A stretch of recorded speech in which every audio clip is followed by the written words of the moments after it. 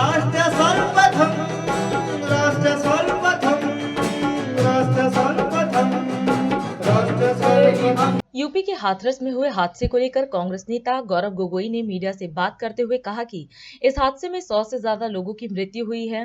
उन्होंने हादसे में मारे गए परिवारों के प्रति अपनी संवेदना व्यक्त की और जो घायल हैं उनके जल्द स्वस्थ होने की कामना की। इसके साथ ही उन्होंने कहा कि हम सभी इस दुख की घड़ी में यूपी और हाथरस के लोगों के साथ खड़े हैं।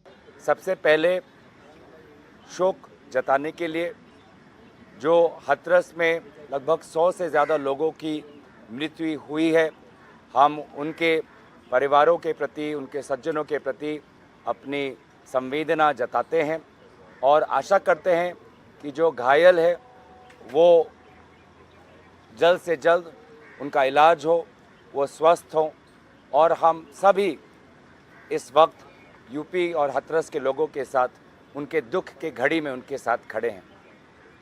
साथ ही दोस्तों, मैं ये भी कहना चाहूँगा कि कल हमने एक बहुत दुखद नज़ारा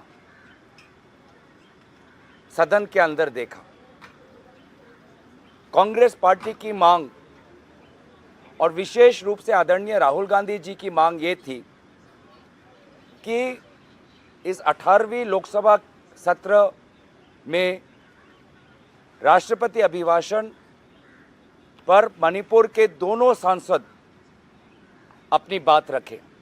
और ये बार बार राहुल गांधी जी हमको कह रहे थे कि दोनों सांसदों को अपनी अपनी बातों रखने का अवसर मिलना चाहिए, क्योंकि राहुल गांधी जी स्वयं मणिपुर गए हैं। उन्होंने मणिपुर में समाज के बीच में जो बंटवारा हुआ है देखा है। सिविल वॉर जैसे एक वातावरण वहाँ पे है और इसीलिए राहुल गांधी जी जानते थे कि अगर हमने एक पक्ष को आवाज़ रखने का अवसर दिया और दूसरे पक्ष को आवाज़ रखने का अवसर नहीं दिया तो बहुत गलत संदेश सदन से मणिपुर के लोगों को जाता है। ये बात राहुल गांधी जी बहुत खूबी से जानते थे और इसीलिए हमारे पहले जो सांसद हैं मणिपुर के, उन्होंने पहले दिन पर अपनी बात रखी। जो शहरी इलाके से आते हैं, इनर मणिपुर से आते हैं, इम्फाल से आते हैं। और कल हम चाहते थे जो हमारी पहाड़ी क्षेत्र जो है मणिपुर का, आउटर मणिपुर के जो सांसद है अल्फ्रेड, वो अपनी बात रखे। हमारी मांग स्पष्ट थी कि हमें पता है कि प्रधानमंत्री मोदी जी को 4 बजे आना है, उनको अपना भाषण देना है। हमारी मांग इतना ही था कि आप बस 2 मिनट आप हमारे मणिपुर के सांसद को अपनी व्यथा, अपना पक्ष और मणिपुर में शांति और अमन की एक याचना व्यक्त करने का एक अवसर दें। लेकिन अफसोस 2 मिनट नहीं मिला और एक सांसद जो वहाँ पे चिल्ला रहा था, बोल रहा था कि मुझे बोलने दो, उनकी बात सुनने का धैर्य उनके पास नहीं था, सहानुभूति नहीं थी, दिल में जगह नहीं थी। और इसीलिए उस क्षण में हमारे उत्तर पूर्वांचल के सांसद, आपने देखा होगा कि उत्तर पूर्वांचल के सभी सांसद हम वेल में आ गए। मणिपुर के 2 सांसद आए, मैं उनके साथ आया, फिर मेरे साथ नागालैंड के सांसद आए, मेरे साथ फिर मेघालय के सांसद आए और हम सभी ने एक दूसरे का हाथ पकड़कर हमने इंसाफ की गुहार लगाई। हमने इंसाफ की गुजारिश की, न्याय की गुजारिश की।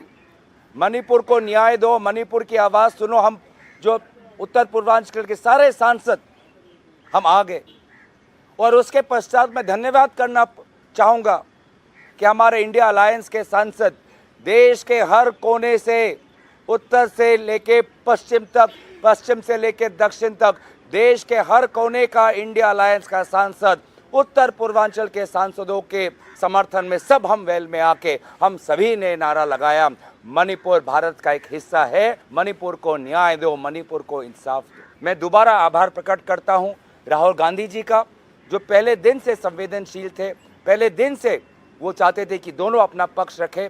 वो स्वयं खड़े होकर वो अध्यक्ष महोदय को गुजारिश कर रहे थे कि दोनों को अपना पक्ष रखने दे। और फिर मैं उत्तर पूर्वांचल के सांसदों को जो सब पहले वेल में आए और उसके पश्चात जो हमारे विभिन्न हमारे देश के सांसद जो आए और मणिपुर का हमने साथ दिया।